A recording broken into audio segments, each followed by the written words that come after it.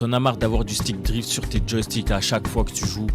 Cette vidéo est faite pour toi, surtout enregistre là, je vous ai dégoté une pépite les mecs. Là j'ai l'astuce pour tous ceux qui veulent pas débourser trop d'argent dans une nouvelle manette, qui n'ont pas forcément les moyens de mettre 300 €, 400 € dans des manettes SCUF, etc.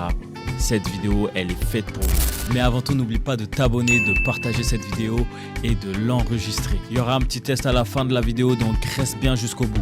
Pour cette vidéo, vous avez besoin de 3 choses. Vous avez besoin d'une manette PS5 ou PS4. Vous avez besoin d'un ordinateur portable, mais un ordinateur, voilà. Et vous avez besoin d'un câble USB, les mecs. Une fois que vous avez tout ça, vous allez vous rendre sur ce site-là. Vous allez appuyer sur connecter, les mecs. Ensuite, vous sélectionnez votre manette, puis vous allez appuyer sur calibrer le centrage du joystick. Hop, voilà, ça va calibrer ton joystick et plus de zone morte, plus de problème de joystick et vous êtes bon pour rejouer à vos jeux favoris. Là, vous allez vous rendre, les mecs, dans les paramètres manette et vous allez activer le test de la zone morte du stick analogique.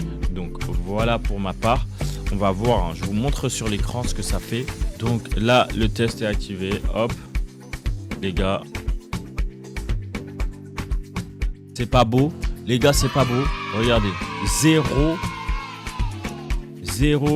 Si jamais lorsque vous faites le test de la zone morte, vous avez des indicateurs qui viennent, n'hésitez pas à recalibrer votre manette une autre fois et à mettre les bons indicateurs. Ces paramètres vous aideront énormément, ils vont fluidifier votre gameplay et surtout ils vont vous permettre d'être beaucoup plus réactif lorsque vous allez jouer. Si la vidéo t'a plu, n'hésite pas à lâcher un commentaire, à me dire ce que tu en as pensé. Donne-moi ton avis si jamais ça t'a aidé.